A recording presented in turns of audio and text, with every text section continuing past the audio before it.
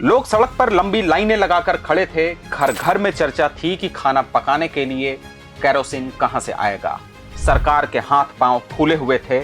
समस्या से निपटने के लिए सरकार ने पेट्रोल की कीमतें बढ़ा दी। जनता का गुस्सा फूट पड़ा। यह सब घट रहा था साल 1973 के उस दौर में, जब मिस्र और सीरिया ने इजराइल पर अचानक हमला कर दिया और अरब देशों ने तेल निर्यात पर प्रतिबंध लगा दिए। इस संकट की लहर ने भारत को चपेट में ले लिया था। आज 2026 में फिर इतिहास खुद को दोहराने को बेताब है। अमेरिका और इजराइल मिलकर ईरान के खिलाफ जंग में हैं। मिडिल ईस्ट का इलाका इस जंग की चपेट में है। दुनिया भर में कच्चे तेल और प्राकृतिक गैस की कीमतें बढ़ चुकी हैं। नमस्कार, मेरा नाम है अरुण पांडे। इस संकट का अंदाजा इसी से लग जाता है कि प्रधानमंत्री नरेंद्र मोदी ने लोकसभा में अपने संबोधन में साफ कहा, यह संकट बहुत बड़ा है, इसका असर लंबे समय तक रहेगा। जिसका मतलब है कि तेल और गैस की आपूर्ति बाधित हो रही है, कीमतें बढ़ रही हैं, अर्थव्यवस्था पर दबाव बढ़ रहा है। अध्यक्ष जी, इस युद्ध के कारण दुनिया में जो कठिन हालात बने हैं, उनका प्रभाव लंबे समय तक बने रहने की आशंका है।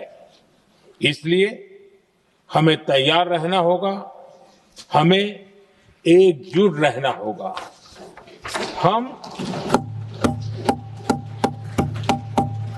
हम कोरोना के समय भी एकजुटता से ऐसी चुनौतियों का सामना कर चुके हैं। अब हमें फिर से उसी तरह तैयार रहने की आवश्यकता है। धीरज के साथ, संयम के साथ, शांत मन से हमें हर चुनौती का मुकाबला करना है। पीएम की यह बात कितनी गंभीर है, इसे समझने के लिए चलते हैं 50 साल पहले 1973 में, जब वैश्विक तेल संकट ने पूरे देश को हिलाकर रख दिया था और उस वक्त प्रधानमंत्री थी इंदिरा गांधी। अक्टूबर 1973 में मध्य पूर्व में योम किप्पुर युद्ध छिड़ गया। इजराइल के खिलाफ अरब देशों ने लड़ाई लड़ी। अमेरिका और कुछ पश्चिमी देशों ने इजराइल का साथ दिया। नतीजा, अरब तेल उत्पादक देशों ने तेल का निर्यात बंद कर दिया। तेल की सप्लाई 60 से 70% तक घट गई। कीमतें 4 गुना बढ़ चुकी थी, $3 प्रति बैरल से $12 प्रति बैरल तक। इस युद्ध में अमेरिका ने उस वक्त भी इजराइल को हथियार दिए थे और मदद की थी। इसका जवाब अरब देशों ने तेल हथियार से दिया। ओपेक के अरब सदस्यों ने अमेरिका और उसके सहयोगियों पर तेल निर्यात पर प्रतिबंध लगा दिया। उत्पादन 25% तक कम कर दिया। पहली बार तेल सिर्फ व्यापार का सामान नहीं, बल्कि भू राजनीतिक हथियार बनकर उभरा। इस युद्ध ने तेल का पूरा दबदबा बदल दिया। पहले पश्चिमी तेल कंपनियां दुनिया को नियंत्रित करती थीं। अब ओपेक, खासकर सऊदी अरब, ईरान, कुवैत उत्पादक देशों ने सत्ता अपने हाथ में ले ली थी। अरब देशों को अचानक खरबों डॉलर की कमाई हुई और वे अमीर और शक्तिशाली बन गए। तो उसके बाद क्या नए समीकरण बने? सबसे बड़ा समीकरण बना पेट्रो डॉलर का सिस्टम। 1974 में अमेरिका और सऊदी अरब के बीच गुप्त समझौता हुआ। तेल सिर्फ डॉलर में बेचा जाएगा।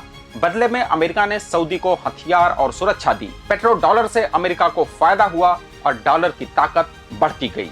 दूसरी तरफ पश्चिमी देशों ने सबक लिया। अमेरिका ने स्ट्रेटजी पेट्रोलियम रिजर्व बनाया। इंटरनेशनल एनर्जी एजेंसी की स्थापना की गई। लेकिन 73 की इस उथल पुथल से दुनिया भर में तेल संकट छा गया।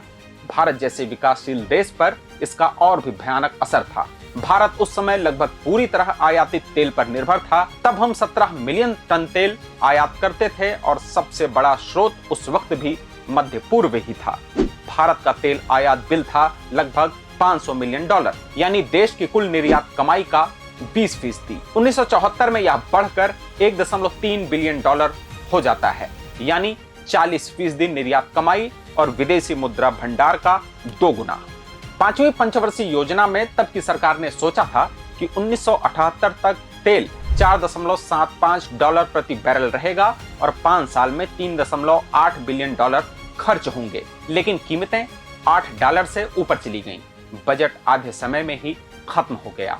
नतीजा, मुद्रास्फीति 20% से ऊपर चली गई।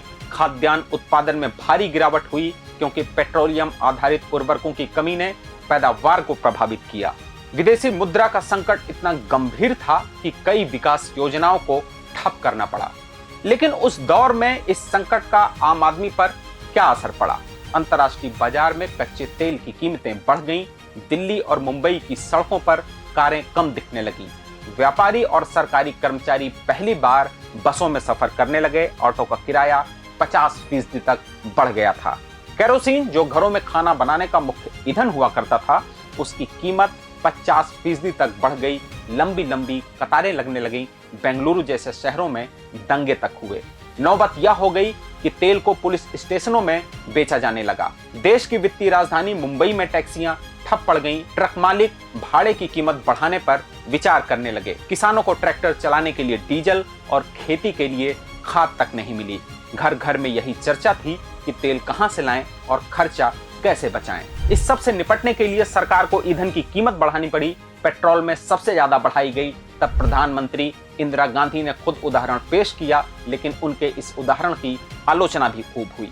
5 नवंबर 1973 को उन्होंने अपनी कार छोड़ दी और राष्ट्रपति भवन की घोड़ा गाड़ी पर सवार होकर सचिवालय तक गईं और वहां से वापस लौटी। हालांकि उनकी सुरक्षा में आगे और पीछे कारें चल रही थीं। यह सफर 8 किलोमीटर का था। तब उन्होंने कहा था कि यह कोई पब्लिक स्टंट नहीं है, जनता को संदेश देने के लिए कि ईंधन की बचत करें, यह सब किया गया। ईंधन के दाम बढ़ने पर विपक्ष ने भी विरोध जताया। तब के जनसंघ के नेता अटल बिहारी वाजपेयी पेट्रोल की 7 पैसे की बढ़ोतरी का विरोध करते हुए बैलगाड़ी पर सवार होकर संसद भवन पहुंचे थे। देश में बिगड़ते हालात को देखते हुए इंदिरा सरकार ने 2 इंटर एजेंसी टास्क फोर्स बनाए, एक तेल बचत के लिए और दूसरा अरब देशों से निर्यात बढ़ाने के लिए। तब इंदिरा गांधी ने खुद ईरान और इराक के साथ विशेष तेल समझौते किए। केरोसिन राशनिंग लागू कर दी गई थी। कोयला उत्पादन बढ़ाने का अभियान तभी शुरू हुआ। लोगों से अपील की गई कि ईंधन कम खर्च करें, अनावश्यक यात्राएं भी टाल दें। इस संकट का असर 1974 से 75 तक रहा। खाद्यान्न संकट, मुद्रास्फीति, राजनीतिक अस्थिरता, सब कुछ 1975 के इमरजेंसी तक ले गया। सामान्य स्थिति में लौटने के लिए 2 से 3 साल लग गए, लेकिन इसी के साथ सबक भी मिला। 1974 में ही ओएनजीसी ने बंबई हाई तेल क्षेत्र की खोज की, जो भारत की तेल निर्भरता कम करने की दिशा में सबसे बड़ा कदम माना गया। कोयला उत्पादन भी 1980 तक 109 मिलियन टन पहुंच गया। ईंधन संरक्षण के लिए पेट्रोलियम कन्वर्सेशन रिसर्च ऑर्गेनाइजेशन जैसी संस्थाएं बनाई गई। आज पश्चिम एशिया में जो संकट है वह 1973 से बहुत अलग नहीं है। तेल गैस की आपूर्ति बाधित है, कीमतें बढ़ चुकी हैं। इतिहास खुद को दोहराने को बेताब है, लेकिन हम इतिहास से सीख भी सकते हैं। तो भूतकाल में हुई इस घटना और भविष्यकाल में चल रही घटना को जोड़ करके देखें तो आपके मन में जो विचार आ रहा है उसे हमें कमेंट में जरूर बताएं। द लेंस के इस वीडियो को दूसरों को भी शेयर कर दीजिए। हमारे चैनल को लाइक करिए और सब्सक्राइब भी करिए। धन्यवाद। देश दुनिया की रखी खबर हर रोज हर शाम कानो कान सुनते रहें द लेंस पॉडकास्ट। रही अपडेट लेंस के साथ।